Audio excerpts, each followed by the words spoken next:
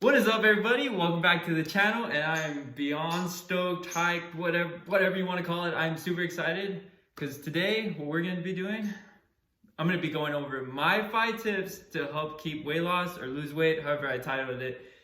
So throughout my fitness journey, I've been doing fitness, weightlifting, and stuff like that for at least, I would say, maybe 4 years now. And I usually do like cuts and bulks and stuff like that. And through my experiences, I found these 5 tips to be super beneficial. So, and just a little bit of background credibility. I used to weigh like 190 pounds, really fat and stuff. I had like a double chin and stuff. Oh, I hated when I had that. It went from 190 all the way down to 158. And it was tough, but it was so cool to see just like my body change and everything. So hopefully these 5 tips and stuff could be a benefit to you and of value. And also, disclaimer, I'm not a dietitian, and I'm not saying you have to do these. These are just tips that have worked for me throughout my life, and hopefully they work for you as well. So if you're ready, let's get into it. So first tip, water. Yeah, water. How weird is that? Not a lot of people think about that, but imagine this. You go out, you're hanging out, have a Coke or whatever it may be. A Coca-Cola has about 140 calories. You drink 1 Coke in the morning. Okay, that's a little extreme. But you drink 1 Coke in the lunch. Then you drink another Coke around dinner time. So 140 plus 140, that's 280, almost 300 calories on a freaking drink. And these things are filled with sugars and stuff like that. Trust me, if you cut sodas out and you just focus on drinking water more throughout the day, you will see your weight loss in a week. I guarantee it, just drop. And the other thing too is if you drink water before you eat, it's gonna help expand your stomach and you're gonna feel more satiated, and it's gonna send signals to your brain saying, hey, stop eating, you're full. So my first tip, drink more water. All right, so now we're on to tip 2. And this one's a secret. Not a lot of people know about this one, but I'm gonna give it to you guys. Use PAM cooking spray. When you're cooking, a lot of people use oils, and oils have like maybe 100 calories, just I don't know, a small teaspoon or something like that. I'm not 100% sure. When I was younger, I used to use cooking oil and stuff like that, and we'll put it in when I would cook eggs or whatever, and it kind of adds to your overall calorie intake. But if you switch it out for PAM, it's 0 calories. Well, for so many sprays, just don't overuse it, I guess.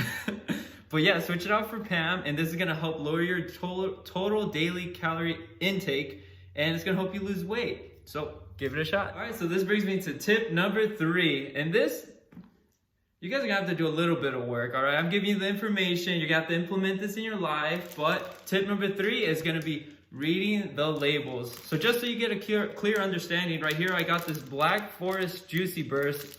It's like a kind of a candy, I guess you could say. And I'm gonna read you how many calories is in this. And 1 pouch has 70 calories. So one of these, 70 calories, okay?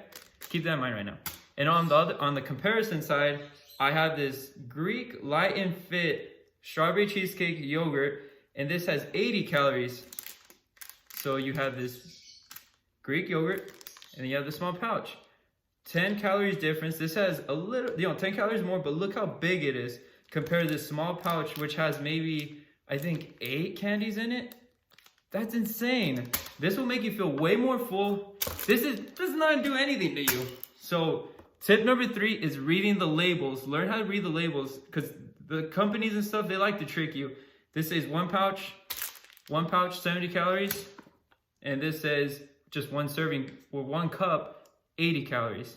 So read the labels. All right, so this brings me back to tip number 4. Yep, tip number 4 for me, it's realizing when I was actually hungry. Sometimes I'd eat just because I was bored. And now that I've like kind of learned how my body is and how my brain is too, I was never hungry. I was just bored and would be like, oh, I can't lose weight. It's like, well, no wonder, like I'm just sitting on my butt doing nothing. So instead, really take a moment and be like, am I hungry or am I just bored? And if you're bored, go out for a walk, go, I don't know, on a bike or something. Just do something else than eat. This brings me to tip number 5. Tip number 5 is, I hated this one when I was starting. I hated it. Accountability. Yeah, accountability. I hated doing this when I first started cutting and stuff like that. Because I'd wake up and weigh myself like the next week or I don't know, 3 days later and be like, man, I haven't lost any weight. This sucks.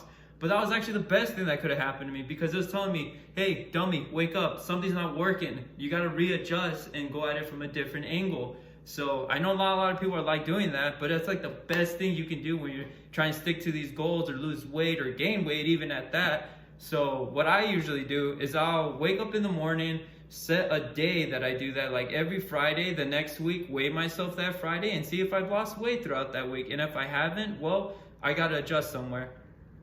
So that's my tip number 5, is being accountable. And another thing that you could do too is also take measurements, like around your waist, your butt, your arms, chest area.